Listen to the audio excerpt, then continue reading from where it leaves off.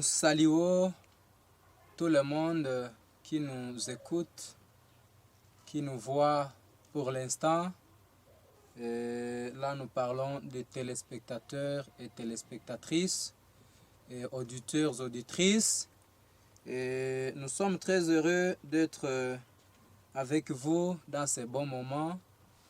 Un moment que nous allons partager la parole de Dieu qui nous donne la vie, parce que c'est à travers cette parole que nous connaissons le mal et les bonnes choses. Donc nous connaissons les bonnes œuvres et les mauvaises œuvres. Donc nous allons partager cette parole et sans pour autant tarder, moi je m'appelle évangéliste Dieudonné. Je serai avec vous sans pour autant tarder. Nous allons débuter la prédication par la prière. Seigneur Tout-Puissant, nous te rendons grâce parce que tu ne nous as pas oubliés. Tu as été avec nous dans des moments difficiles où nous ne pensions pas encore survivre. Mais à cause de ta grâce, nous voici encore en vie. Nous disons que ton nom soit grandement loué. Amen. Seigneur, nous venons devant ta face en tant que pécheurs.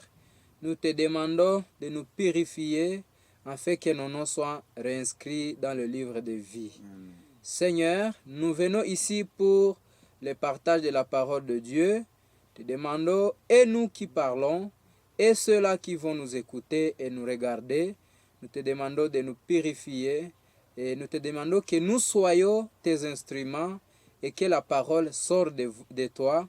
Et lorsque nous allons mettre terme à notre enseignement, nous allons glorifier ton nom. Amen.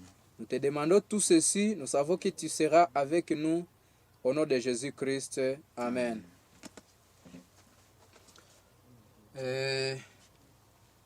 Nous allons débuter notre prédication. Je me suis déjà annoncé, j'ai déjà donné mon nom pour ceux-là qui sont avec nous. Et ce qui nous reste, c'est étudier ou être ensemble dans la parole de Dieu. Le thème d'aujourd'hui, ce que nous allons apprendre ensemble, sont les étapes pour arriver à la foi chrétienne. Les étapes pour arriver à la foi chrétienne. Pour être chrétien, on ne peut pas se réveiller et devenir chrétien. Et nous avons des étapes qu'on peut parcourir ou qu'on parcourt pour devenir chrétien, pour avoir la foi chrétienne.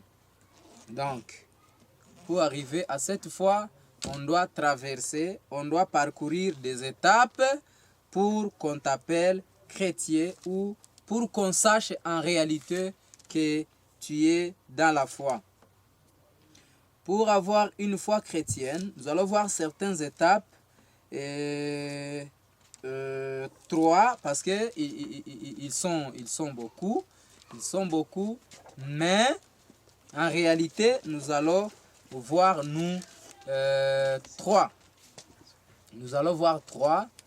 Les autres, parce que nous devons toujours sonder les Écritures, nous devons être attentifs au fur et à mesure que vous aussi, suivant ce que nous allons apprendre aujourd'hui, vous allez continuer à lire et savoir d'autres étapes.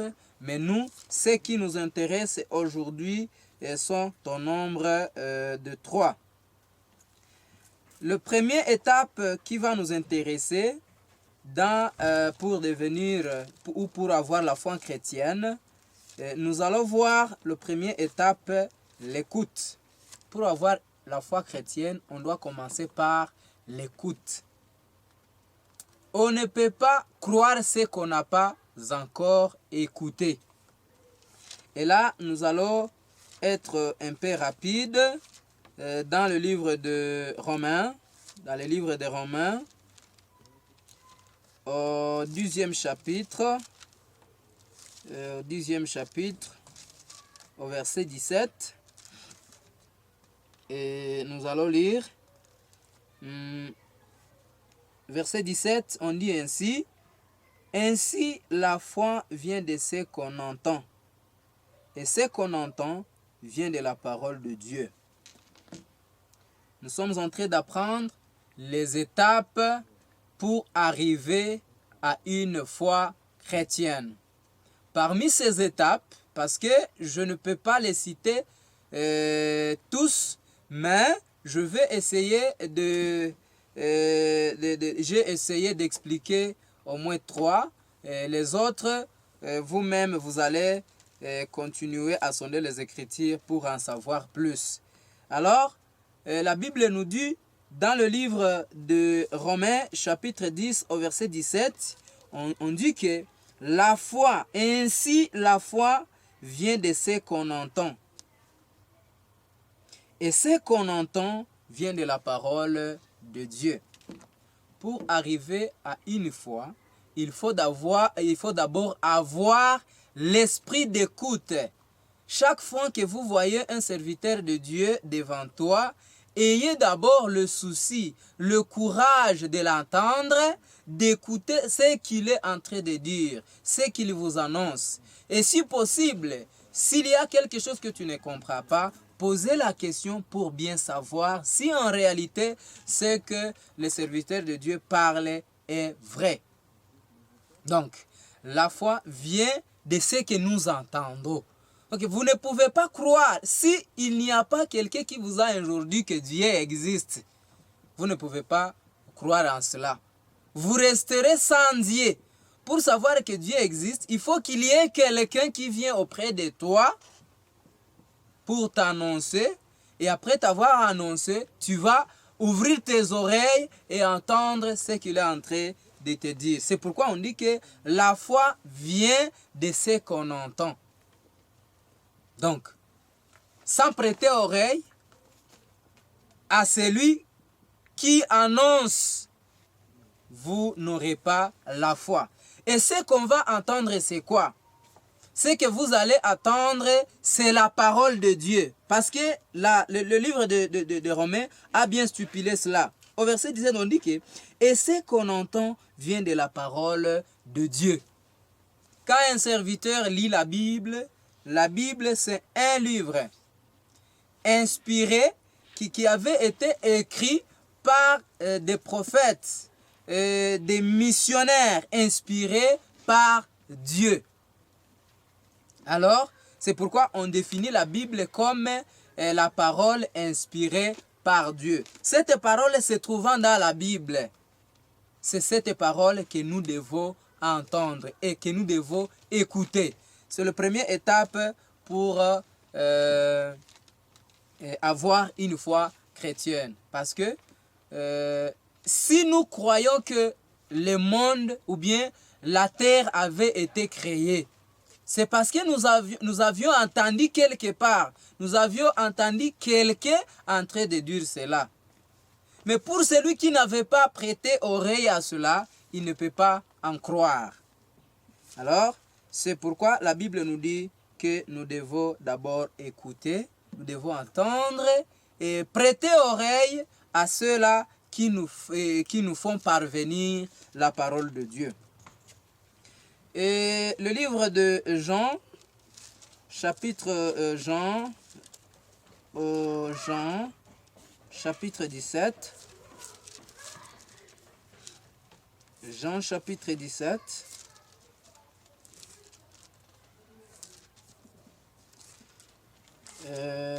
Livre de Jean, chapitre 17.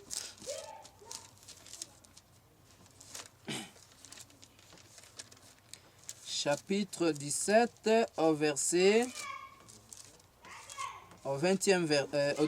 verset. Et nous allons même parcourir jusqu'au 20e verset.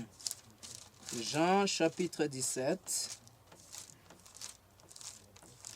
Et je suis presque là. Chapitre 17 au 19e verset jusqu'au 20e verset. On nous dit ceci. Et je me sanctifie moi-même pour eux, afin qu'eux aussi soient sanctifiés par la vérité. Celui-ci, c'est Jésus qui parlait ceci. Lui se sanctifiait lui-même pour que eux aussi, là il parlait de ceux qui l'écoutent. Ceux-là qui pouvaient écouter Jésus seraient sanctifiés aussi par la parole. Nous allons reprendre la lecture. On dit, et je me sanctifie moi-même pour eux, afin qu'eux aussi soient sanctifiés par la vérité. Cette vérité, c'est la parole de Dieu. Quand vous écoutez, quand vous entendez la parole de Dieu, quand vous prêtez oreille à la parole de Dieu, la parole pénètre dans le cœur. La parole entre dans vous, corrige les erreurs, les fautes, les péchés qui se trouvent dans vous et vous serez aussi sanctifiés. Parce que si on ne vous dit pas que, si personne ne vous informe que la débauche ou bien le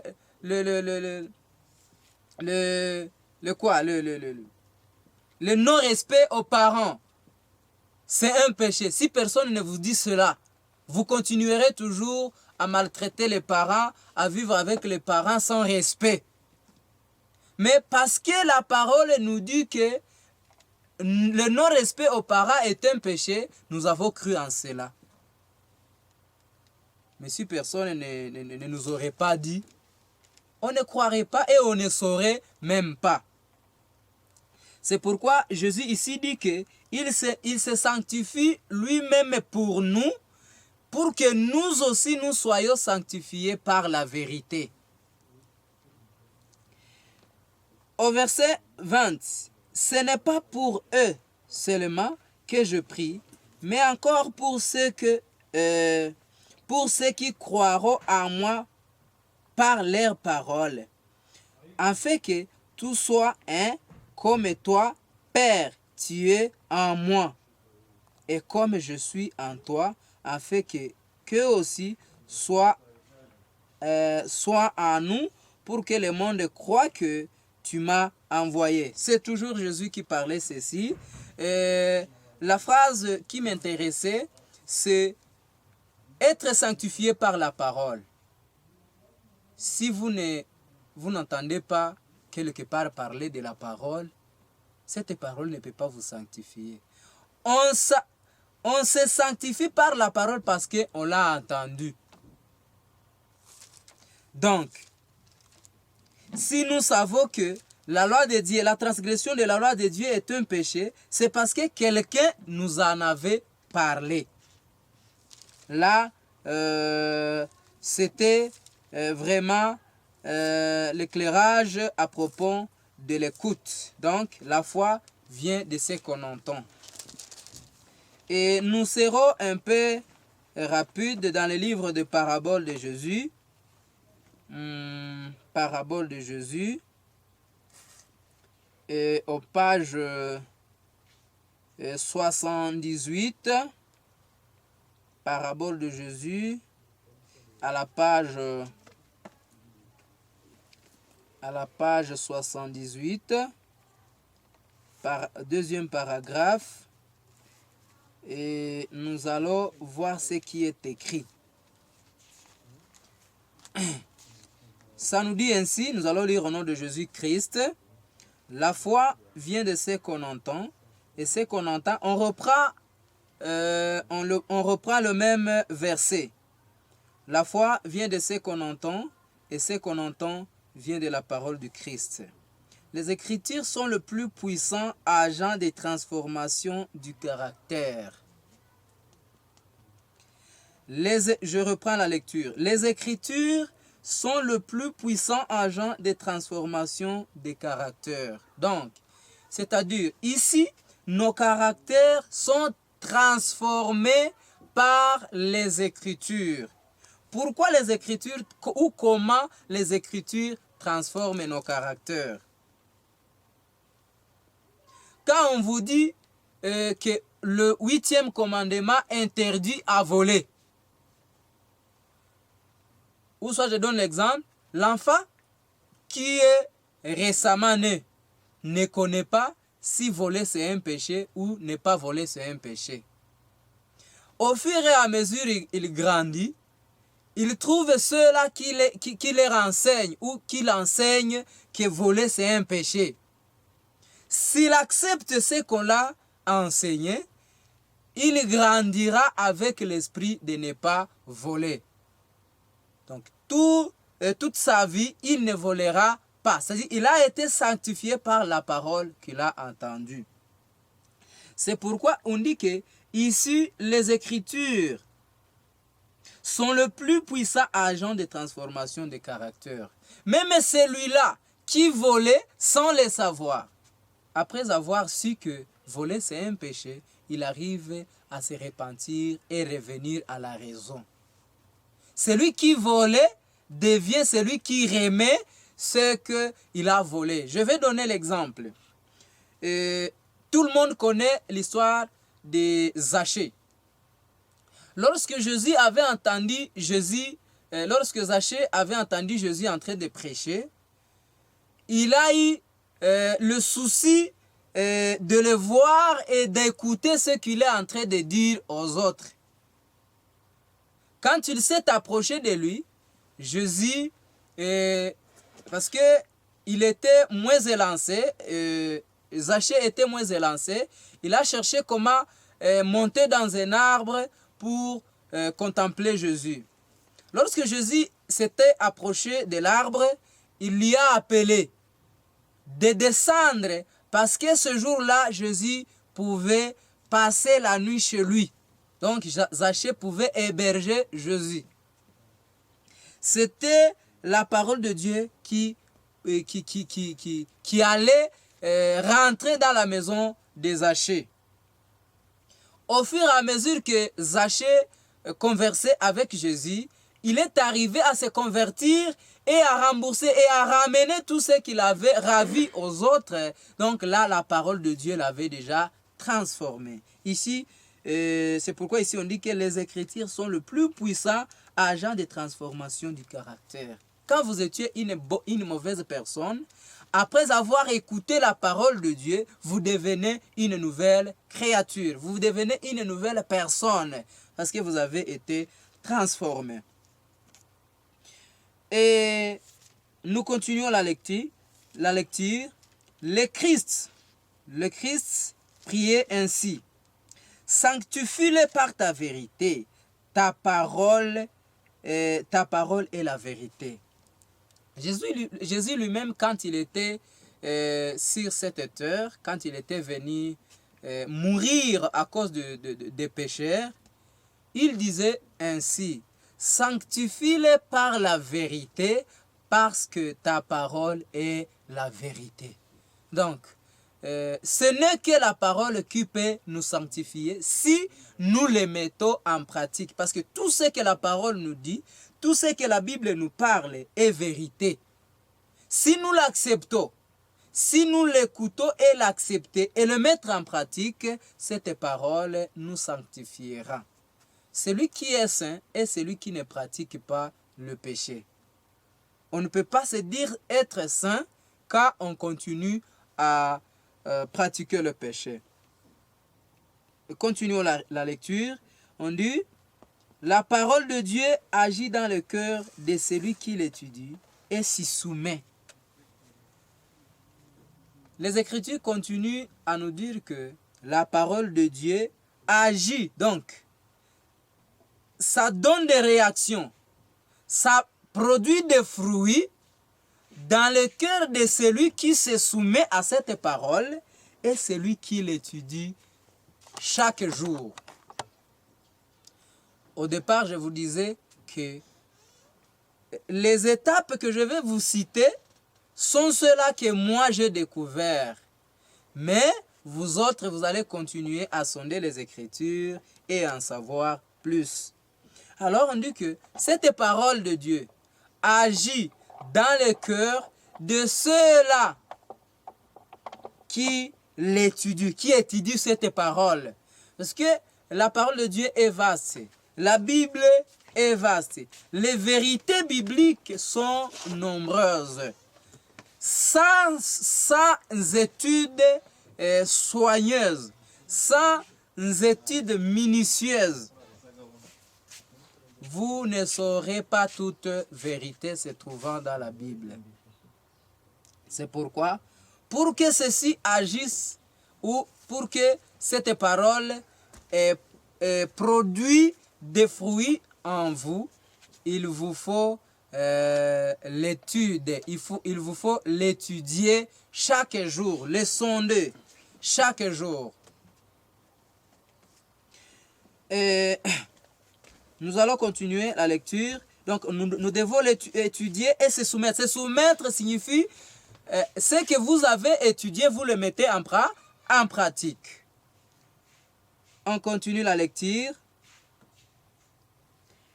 Et elle lui subjugue toutes les mauvaises inclinations. Donc, la parole viendra débarrasser, viendra chasser toutes les mauvaises habitudes, toutes les mauvaises inclinations se trouvant dans l'homme.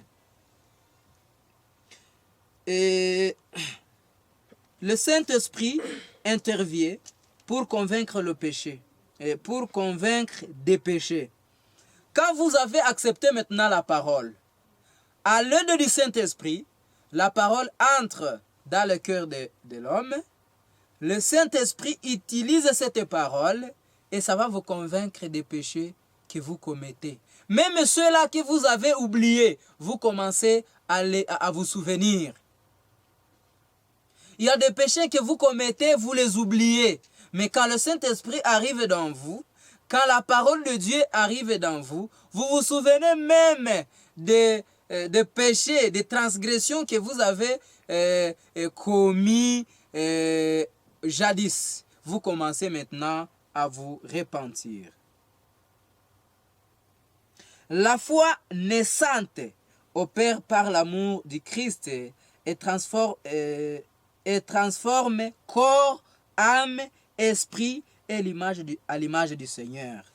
Quand la foi maintenant parvient ou entre dans votre cœur, par l'écoute et le Saint-Esprit, ça vous transforme. Ça transforme le corps, l'âme et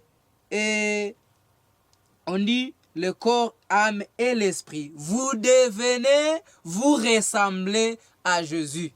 Parce que à la création, Dieu avait dit, créons l'homme à notre image.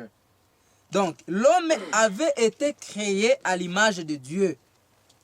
Il avait été créé avec une ressemblance de Dieu. Parce que Dieu ne commet pas le péché. L'homme ancien, l'homme de la création, lui aussi ne commettait pas le péché. Mais quand le péché était arrivé dans lui, il est arrivé qu'il était séparé de Dieu, jusqu'à ce que Dieu s'était repenti d'avoir créé l'homme. Et il a proposé lui exterminer sur la terre. À la fin des comptes, il y avait eu le plan de la rédemption. C'est de là maintenant que Dieu nous a amené sa parole. Pour qu'en fait que si nous acceptions cette parole, nous serons sauvés. Et cette parole nous transformera. Nous ferons, donc la parole nous fera devenir comme à la création. Nous deviendrons comme à la création. Ça transformera le corps, l'esprit et l'âme. Nous deviendrons comme Dieu. Donc nous serons à l'image de Dieu. Comme ceux-là qui ne pêchent pas. Nous continuons la lecture. On dit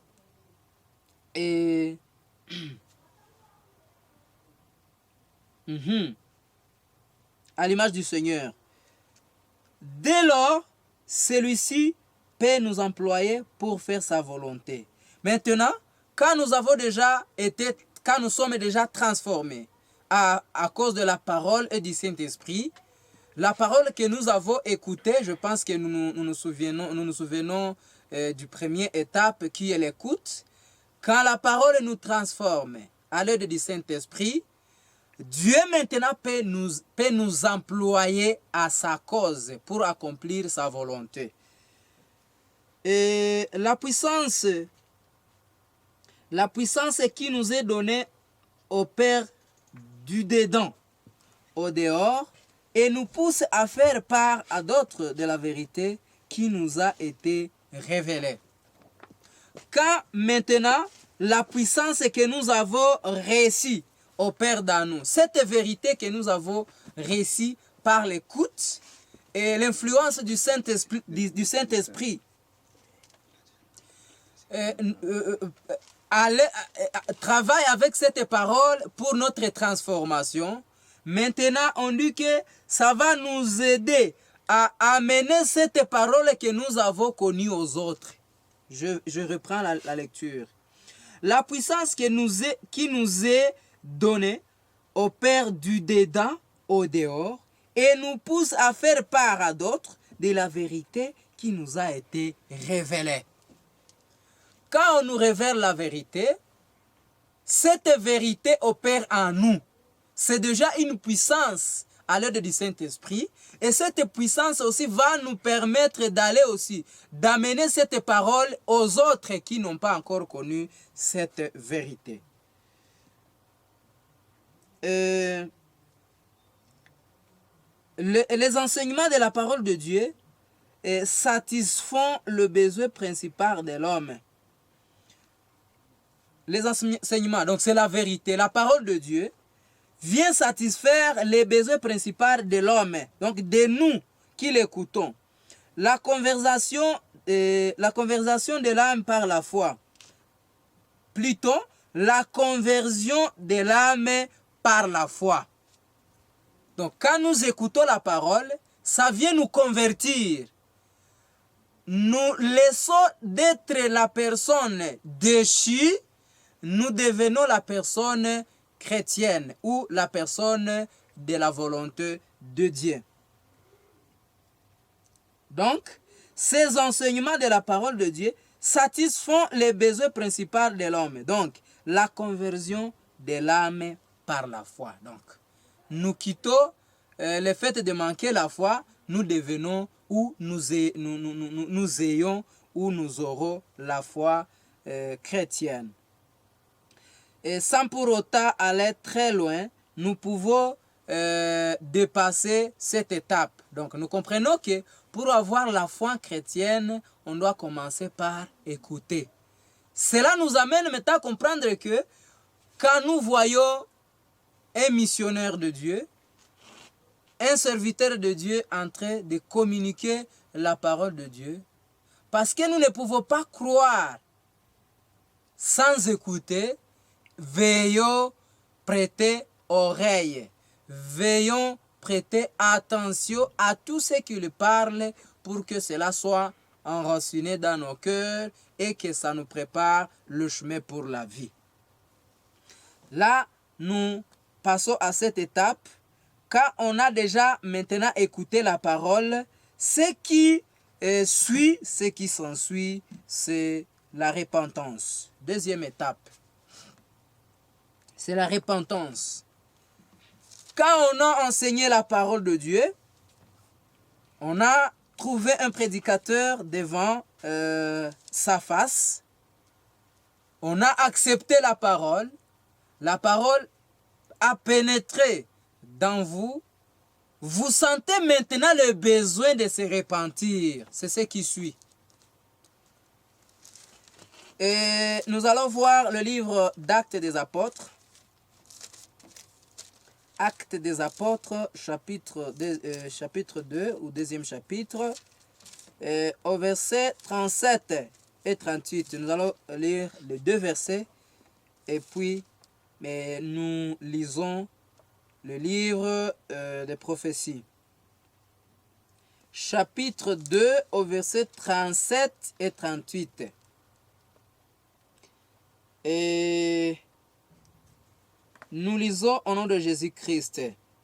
Après avoir entendu ce discours, ils eurent les cœurs vivement touchés. Celui-ci, c'était Jean qui était devant une masse de personnes. une foule de personnes où il prêchait la parole de Dieu. Quand il a fini à prêcher, ceux-là qui l'ont écouté, c'est à travers toujours l'écoute, c'est la première étape. Vous ne pouvez pas arriver à la foi sans écoute. Mais il y a les gens, quand ils voient un serviteur de Dieu en train de prêcher la parole de Dieu, ils s'en foutent et partent comme s'ils n'entendent même rien. Cela avait été manifesté à l'époque de Noé, lorsque Noé construisait l'arche. Et il avait été envoyé par Dieu, parce que Dieu savait que le monde allait être détruit. Il a ordonné à Noé de construire l'arche, là où ceux-là qui croiront en Dieu se réfugieront. Donc, ils pouvaient se réfugier dans cette arche. À la fin de compte, quand Noé parlait aux gens de son époque de venir l'aider à la construction de l'arche, ils lui voyaient comme s'il est fou. Il est toqué. Mais comme il avait été ordonné par Dieu, il a fourni ses efforts pour la construction de l'arche. Et il avait fini et Dieu l'avait ordonné d'entrer dans l'arche. C'est là qui l'ont haï. C'est là qui l'ont persécuté à cause de leur demander de l'aider à la construction de l'arche. Ils ont manqué où aller. Maintenant, nous devons aussi prêter oreille à la parole de Dieu, aux serviteurs de Dieu. Maintenant, quand Jean avait fini à prêcher, après avoir entendu ce discours, ils eurent le cœur vivement touché et ils dirent à Pierre, c'était Pierre qui était là, ils dirent à Pierre et aux autres apôtres, hommes, frères, que ferons-nous? Après maintenant la prédication, la foule avait demandé à Pierre. Ils les ont demandé. Ils étaient avec d'autres apôtres. Donc, les Jean, les Pierre, les Paul et autres. Ils étaient là avec cette foule-là. Quand ils ont été convaincus par la parole annoncée par Pierre, ils lui ont demandé.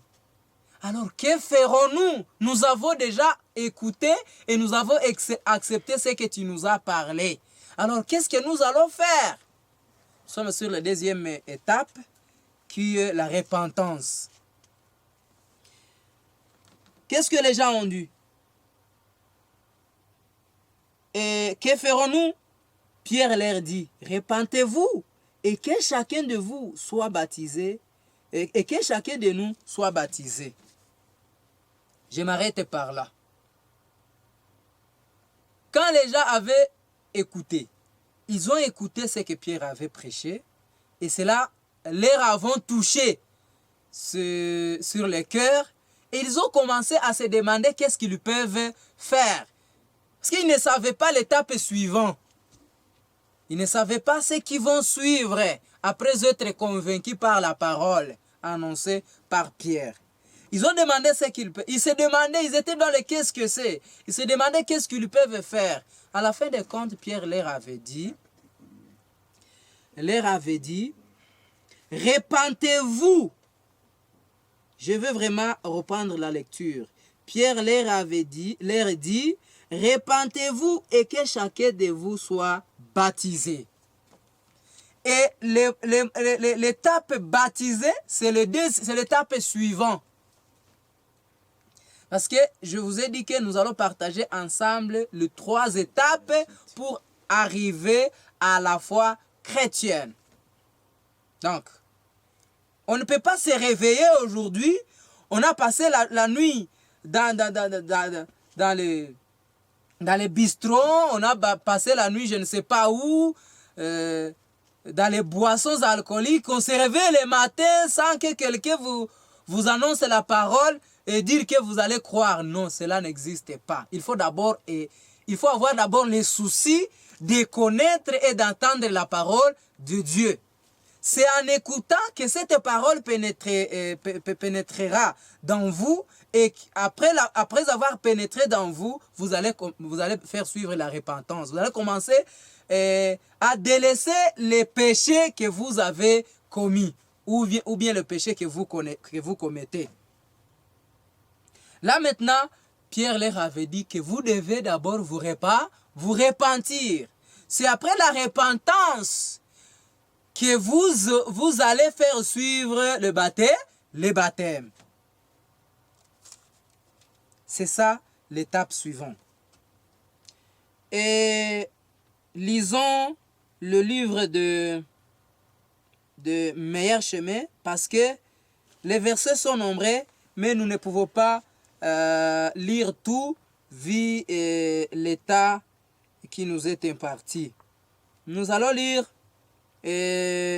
Meilleur chemin au chapitre 21, chapitre 3 à la page 21. Voilà. Meilleur chemin. Meilleur chemin à la page 21.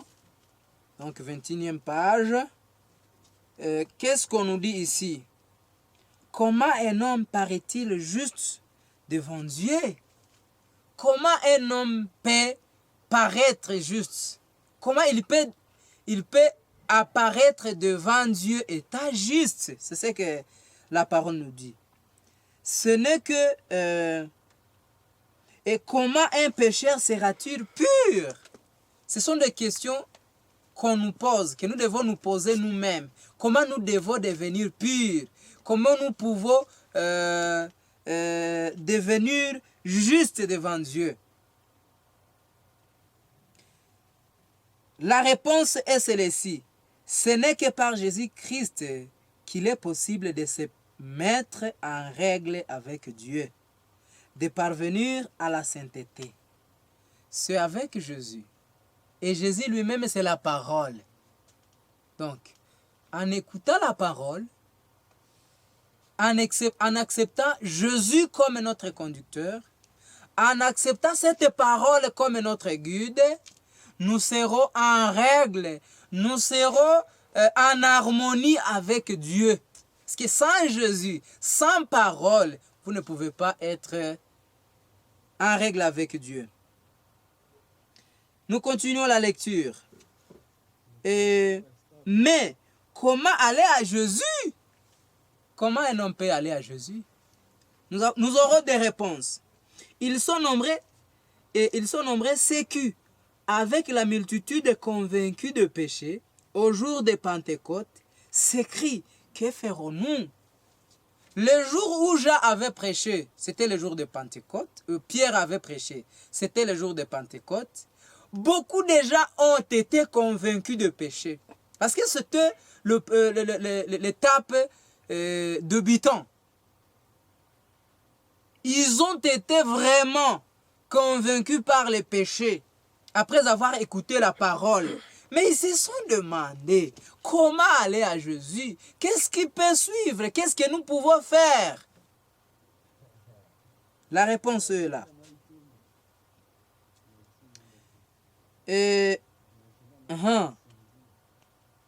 S'écrit, que ferons-nous? Le premier mot de Pierre en réponse à cette question furent, repentez-vous. C'est ça la deuxième étape que nous sommes en train d'étudier. Pierre avait dit, repentez-vous. C'est ça l'étape qui suit. Après être convaincu, tu es convaincu de tes péchés par la parole que tu as écoutée. Vous devez faire suivre la repentance. La repentance, c'est quoi maintenant? Nous allons comprendre c'est quoi la repentance. Repentez-vous, c'est ce que Pierre avait dit. Un peu plus tard, il leur dit, repentez-vous donc et convertissez-vous pour que vos péchés soient effacés. Il fallait, comme ils sont déjà convaincus. Et quand quelqu'un te dit de ton péché, il te montre là où tu as tu n'étais pas bien comporté. L'étape qui suit, c'est demander pardon. Et cette demande du pardon, c'est ce qu'on appelle la repentance. Et quand vous vous repentez, vos péchés sont effacés. Parce qu'au ciel, il y a 3 livres. C'est dans ces 3 livres où Dieu écrit tout ce qui nous concerne. Et le bien et le mal. Et les péchés et les bonnes œuvres. Tout cela sont inscrits dans les livres de vie. Et alors, quand vous vous repentez, Dieu efface le péché que vous vous êtes repenti. Parce que on dit que quand vous vous repentez, les anciennes choses, les anciens actes que vous faisiez sont effacés, sont oubliés. Dieu oublie tout. À condition seulement que vous vous repentiez. Parce que le livre de Jérémie nous dit ceci. Jérémie, je préfère lire ces versets, même si je ne l'avais pas prévu, mais lisons ce verset ensemble. Au chapitre 3, 3e chapitre, au verset 13. Qu'est-ce que ceci nous dit? Reconnais seulement ton iniquité. Reconnais que tu as été infidèle à l'Éternel ton Dieu, que tu as dirigé ça et là tes pas vers le Dieu étranger, sous tout arbre vert, et que tu n'as pas écouté ma voix, dit l'Éternel. Revenez enfin rebelles, dit l'Éternel, car je suis votre maître. Je vous prendrai un d'une ville, d'une famille. Donc, quand vous vous repentez, quand vous reconnaissez seulement vos transgressions, vos iniquités, ce qui suit à Dieu, c'est vous accepter et les effacer. Donc, quand vous êtes convaincu, vous devez vous repentir. Nous continuons la lecture. Qu'est-ce qu'on nous dit maintenant?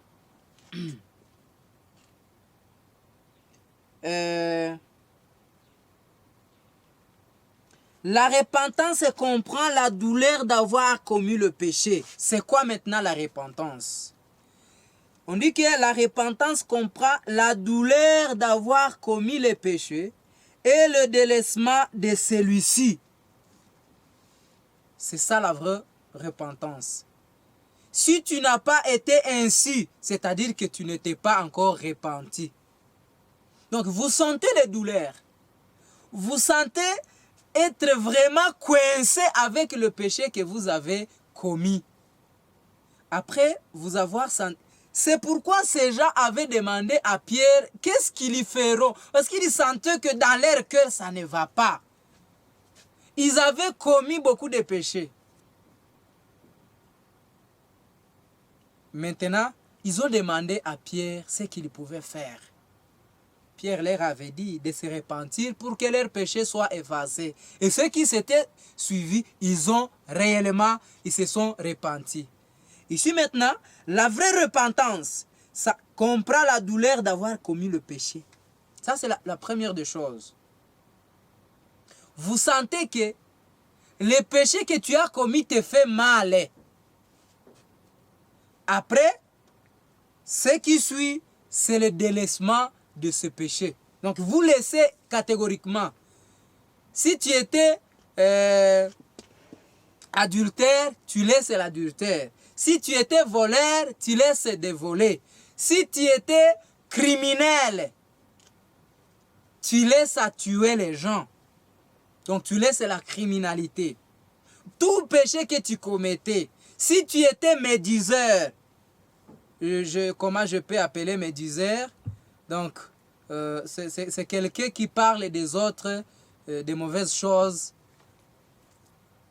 Si tu étais ainsi, tu laisses, là maintenant tu t'es bien repenti.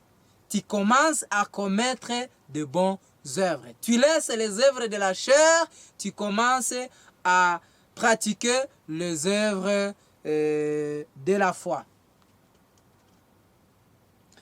Nous continuons la lecture.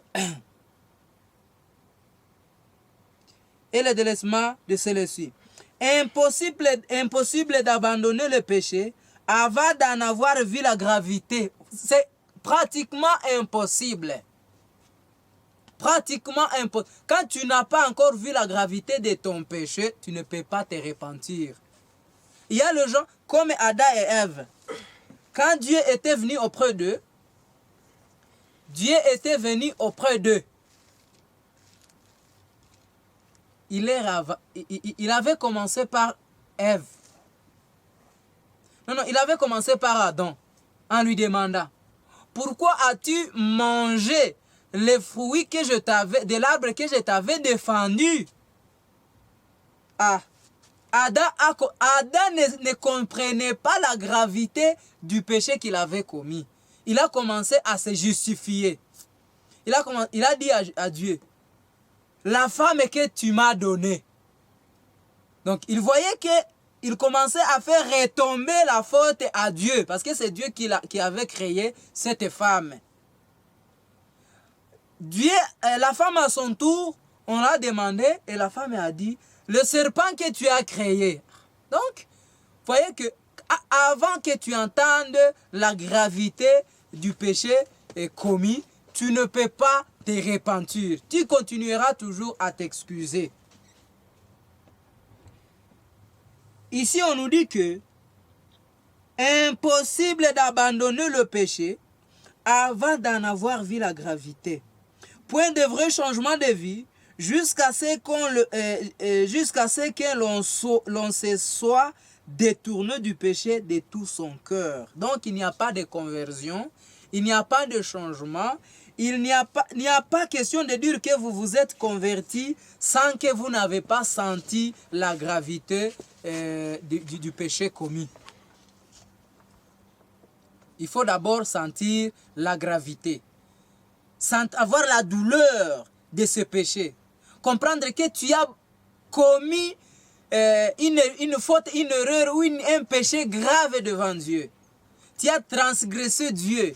Après cela, tu vas maintenant, et là on dira que tu t'es repenti. Nous n'allons pas beaucoup lire. Et en dessous on dit qu'ils sont nombreux ceux qui ne comprennent pas la véritable nature de la repentance. Beaucoup de personnes gémissent sur leurs péchés et se réforment même extérieurement parce qu'elles craignent les conséquences de leurs mauvaises actions. Il y a des gens qui font semblant de se repentir. À l'extérieur, il ne le faut pas, mais à l'intérieur, il le faut. À l'absence de gens, ils le font. Cela n'est pas une repentance. Ce n'est pas là la repentance dans le sens biblique du terme. C'est redouter la souffrance plutôt que le péché lui-même. Quand vous craignez les gens plus que le péché, là, vous craignez les conséquences du péché plutôt que le péché lui-même. Là, nous passons. L'étape suivant et le dernier, c'est ce que Pierre avait dit. Il leur avait dit, repentez-vous et soyez baptisés. C'est l'étape qui suit.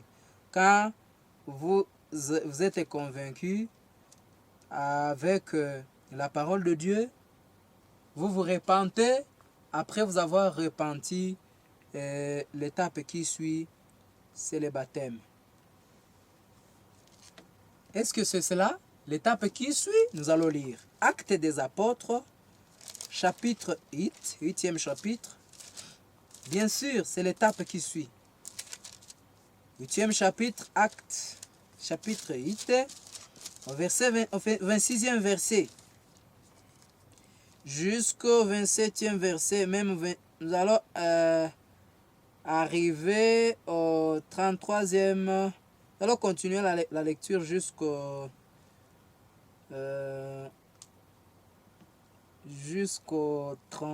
40e verset. Voilà. chapitre 8, verset 26. Voilà. 26. Voyons. Celui-ci, nous allons lire attentivement pour bien suivre les Saintes Écritures. Actes des Apôtres, chapitre 8, verset 26. Un ange du Seigneur s'adressa à Philippe et lui dit, « Lève-toi et va du côté du midi, sur le chemin qui descend de Jérusalem à Gaza.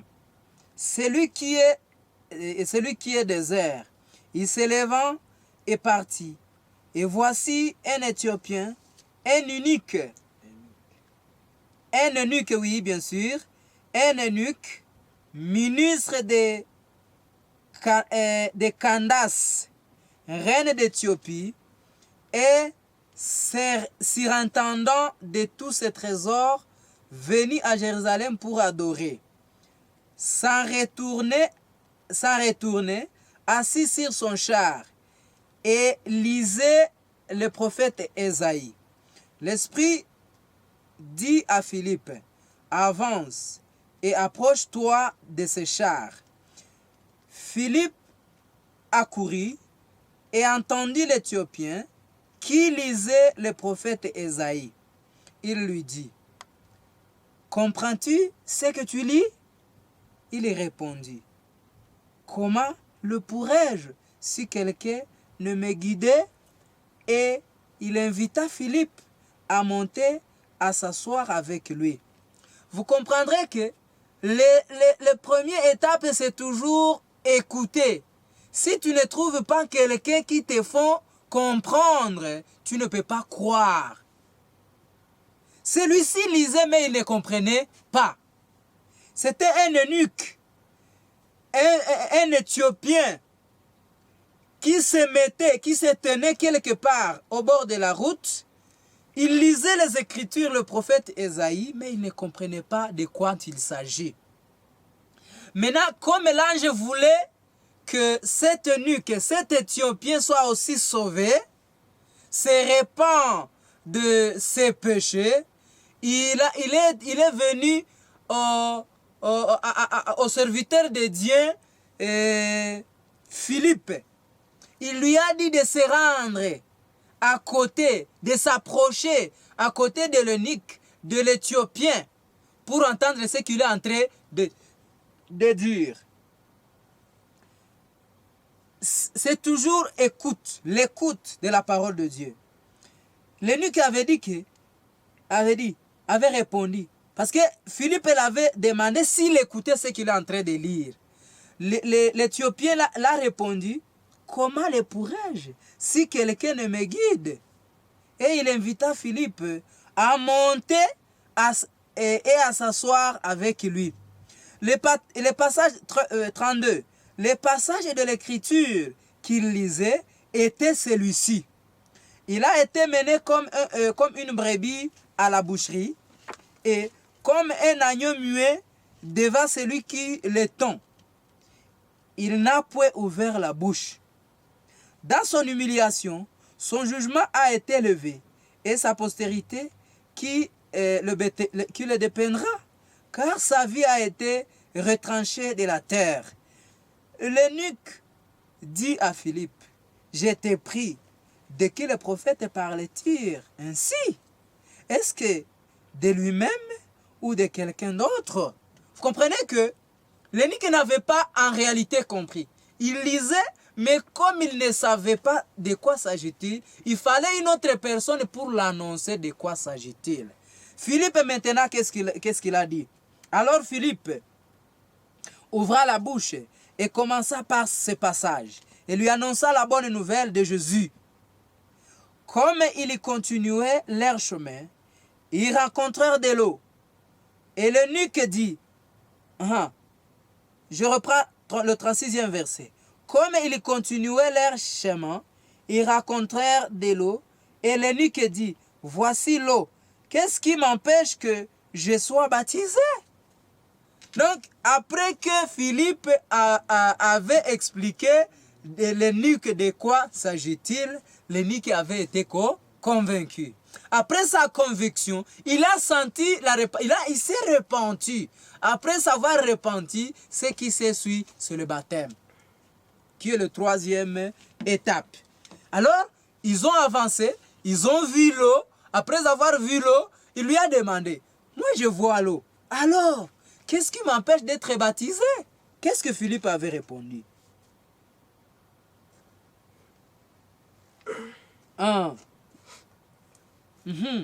37. Philippe dit, si tu crois de tout ton cœur, cela est possible. Si tu crois de tout ton cœur, cela est possible. Nous continuons la lecture. L'eunuque répond, je crois que Jésus-Christ est le Fils de Dieu. Il fut arrêté. Les chars, Philippe et l'eunuque descendirent tous deux dans l'eau, et Philippe baptisa l'eunuque. Quand ils furent sortis de l'eau, l'Esprit du Seigneur enleva Philippe, et l'eunuque ne le vit plus, tandis que joyeux, il poursuivit sa route. Philippe se trouvant dans Azote, d'où il allait jusqu'à Césarée, en évangélisant toutes les villes par lesquelles il passait. Donc, après avoir écouté la parole, ce qui suit, c'est la repentance. Après la repentance, c'est le baptême. Donc, ce sont les étapes que nous devons suivre. Et que nous devons suivre pour arriver à une foi chrétienne. Le baptême, c'est aussi une voie qui nous amène à la foi chrétienne. C'est ce qui nous montre que nous avons en réalité, c'est ce qui nous montre que nous sommes morts avec Jésus et nous sommes ressuscités avec Jésus, étant de nouvelles créatures. Donc nous délaissons les anciens actes, le péché que nous commettions, et nous devenons de nouvelles personnes. Nous commençons à faire des actes de charité, les actes, les œuvres de la foi, les œuvres de l'amour. Là, nous devenons maintenant les chrétiens. Nous devenons maintenant les gens qui ont cru en Jésus. En ce moment, nous prions à Dieu afin qu'il nous fasse sa foi, sa vraie foi, en passant par toutes ces étapes. Lorsque Jésus, son Fils, réapparaîtra pour la deuxième venue, et que nous héritons la vie éternelle au nom de Jésus-Christ. Amen. Amen.